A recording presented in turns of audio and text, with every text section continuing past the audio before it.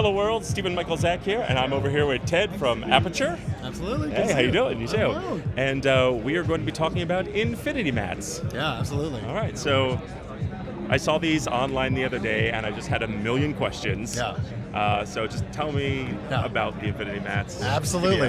Just kind of a little rundown. Okay, so I think since we started Aputure, one of the biggest questions we've been getting is, can Aputure please make their version of this slide or this slide or this slide, right? And on a traditional film set, there's a lot of different form factors that we need, right? We started with the point source, we started with basically tubes and bars, and then now with the Infinimats, we've now completed the Aputure ecosystem, right? So for a lot of people out there, when you use lighting, it's great to have a point source that you can soften with a softbox, but a lot of the time, you actually just want the thinnest, flattest, softest light that you can get when you're walking around. So that's what Infinimats are. They're our version of basically the flexible matte light. It's what we've all been waiting for. We've been waiting for a light that is flexible, full RGB, weatherproofed.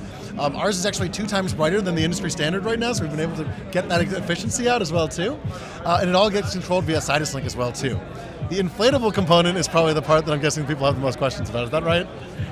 Yeah, that's exactly what I'm going to ask. Okay. Yeah. If it springs a leak, is there a patch kit? There is a patch kit, absolutely. Or are you going to why? I ask everybody who has an inflatable anything. What happens if it pops? 100%. So there's a patch kit for this stuff automatically, but again, it's actually designed for rental filmmakers. So it's designed for the high end, right?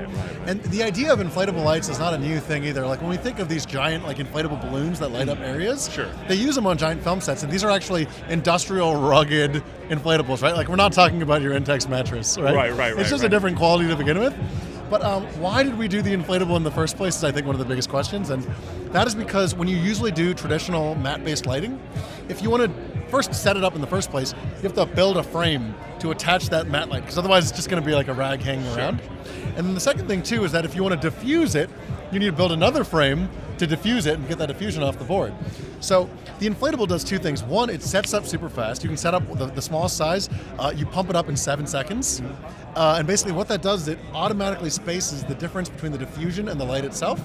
So you don't have to set up a frame. It gives you structure, and it gives you the perfect amount of diffusion distance from the actual light itself. Oh, wow. And if you don't want to use the inflatable, you don't have to use the inflatable. But the whole thing works all together in this way. So. Very cool.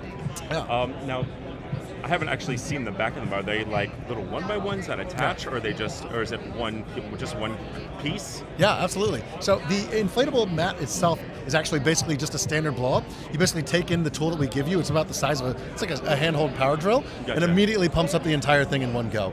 The actual mat itself just looks like every other flexible mat for you. The difference is that we made ours so that they have. One of the things that we hear about these flexible mat lights is how do I store them, right? And people kind of like roll them or they do their own configuration. You have to fold them in half and stick them in a heavy case. Exactly. And when you fold them in half, and if there's a lot of the time it'll make like a curve, so you get this kind of like snaky folded up design. We actually have ours with pre-designed modular 1x1 kits. Nice. And that's where the Infinity system comes from. The idea is that instead of having these vague random sizes that you can set, we set a size of a 1x1 block of an Infinity mat. And they actually have pre-designed creases in them, so you can actually fold them so they pack super tight. Oh, wow. And the efficiency of when you put them into a Ziploc bag is super very easy and fast in that way. So we're big about that.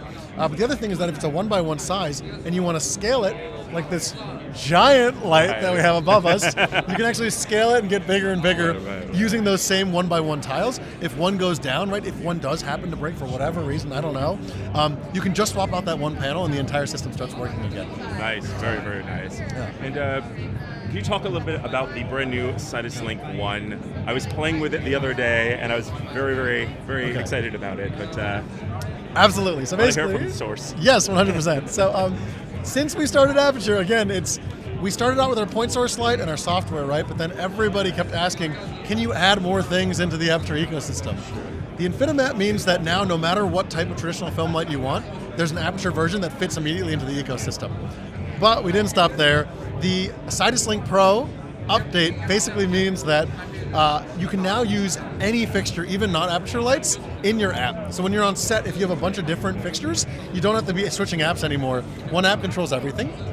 But the big upgrade out there is that for Aputure users that already know Sidus Link, what it does is it makes it so that, one, you get instantaneous control now. So all you have to do is bring one Sidus 1 on set, and now all of your fixtures, the second your finger moves on the iPad, everything's moving in real time.